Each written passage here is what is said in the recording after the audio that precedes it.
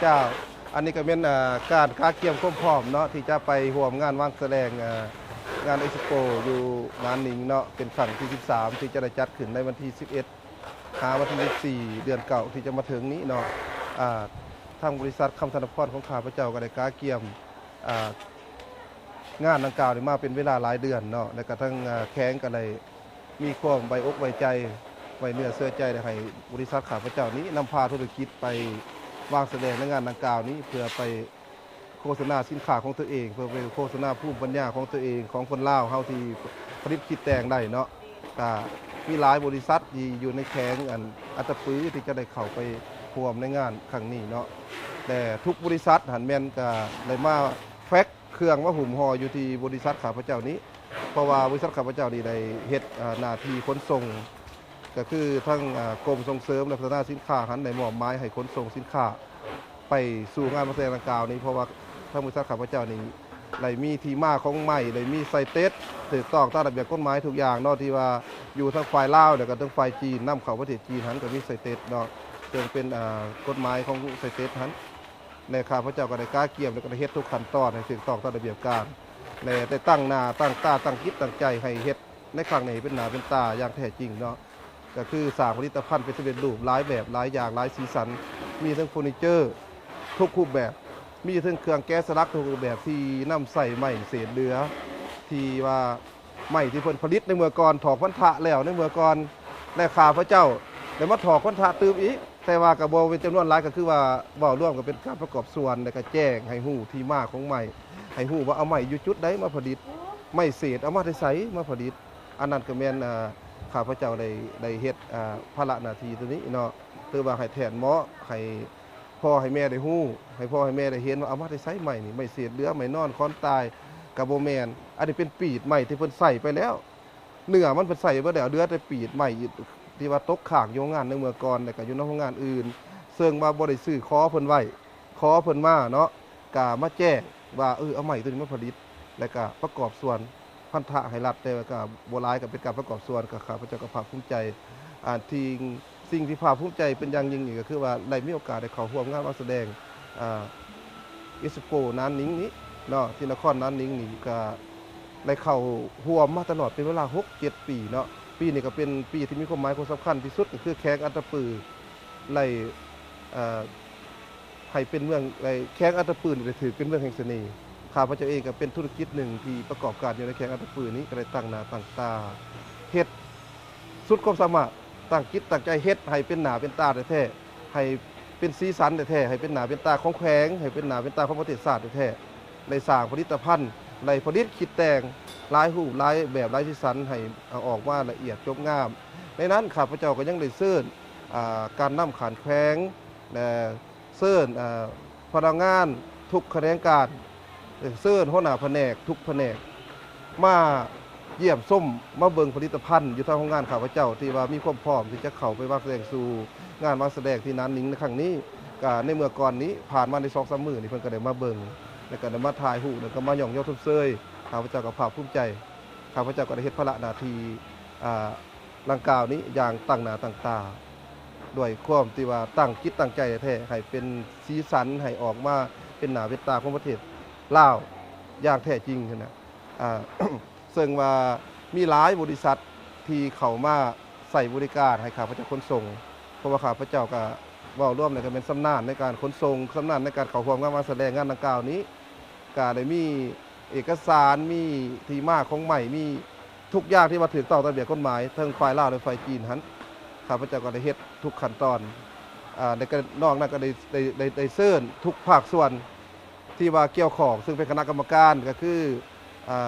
จากแผนกกสิกรรมแล้วก็แผนกอุตสาหกรรมการค้าจากแผนกการเงินคือแผนกทรัพย์หันเนาะแล้วก็เชิญเพิ่มเติมอีกก็คืออากรแล้วก็ส่งเสริมมาร่วม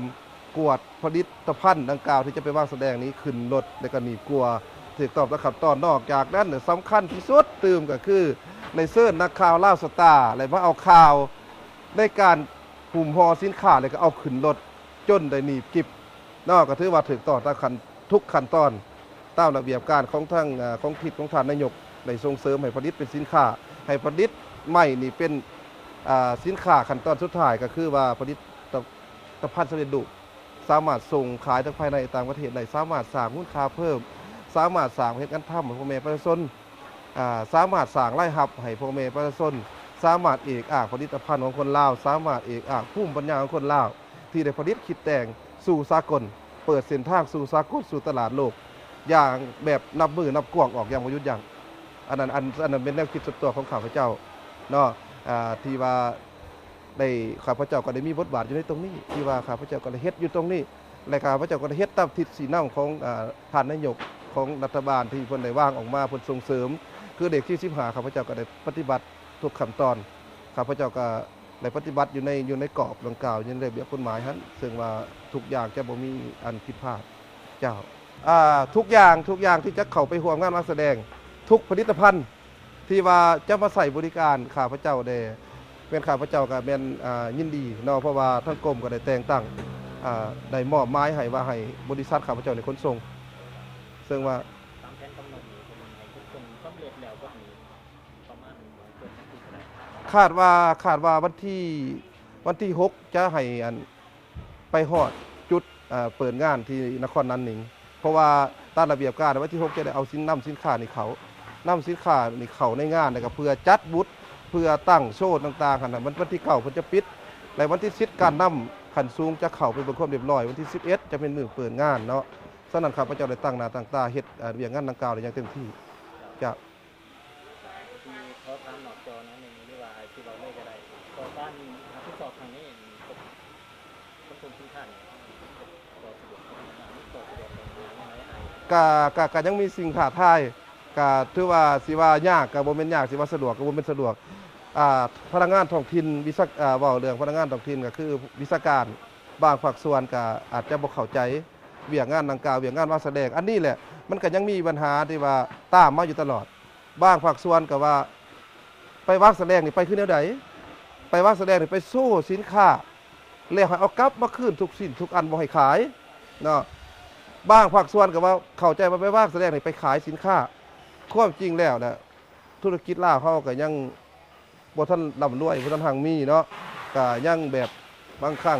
บางบริษัทบางโรงงานก็เป็นธุรกิจขนาดน้อยแต่ซึ่งทั้งภาครัฐก็ได้นำผ้าไปหาตลาดไปซอกตลาดไปซอกหาคู่ค้าคู่เจรจาเพื่อว่าซอกให้มีตลาดได้สามารถผลิตส่งได้สามารถสร้างรายรับให้บริษัทสามารถสร้างรายรับให้ผู้ประกอบการได้สามารถตอบสนองกับผู้ประกอบการของทางบริษัทนั้นได้จะสามารถถอกภาษีอากรในภาครัฐได้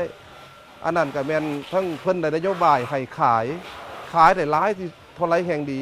และก็ขายได้สรุปให้ทั้งภาครัฐได้รับรู้ก็คือสรุปให้กรมส่งเสริมจะได้นำเสนอต่อรัฐบาลข้าพเจ้าของข้าพเจ้าคือว่าแนวนั้นเฉพาะข้าพเจ้าของข้าพเจ้าเนาะก็บางภาคส่วนบางพนักงานหันยังบ่เข้าใจต่อปัญหาดังกล่าวยังสร้างความยุ่งยากยังทวงดึงอยู่อันนี้ข้าพเจ้าก็ว่าก็คิดว่ามันเป็นปัญหาที่ท้าทายอยู่เนาะต่อไปถามว่าเป็นไปได้ถ้าว่าทั้งภาครัฐนั้นอำนวยความสะดวกได้ตื้มก็คือทั้งภาครัฐก็ได้เว้าทั้งการนำเพิ่นก็ได้เว้าว่าจะอำนวยความสะดวกให้ธุรกิจนี่อย่าง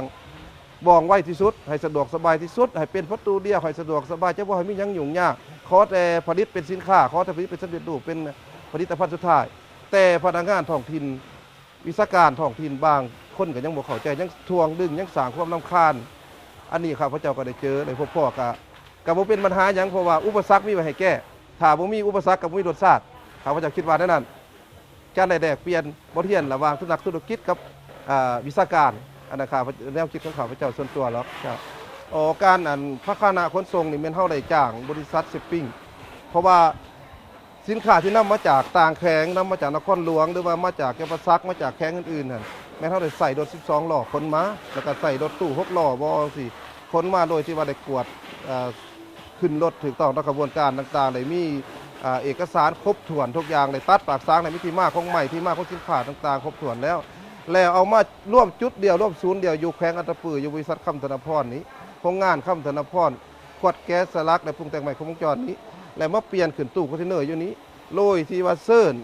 ภาคส่วนเกี่ยวข้องคณะกรรมการทุกภาคส่วนมากวดขึ้นมาบันทึกขึ้นคักแน่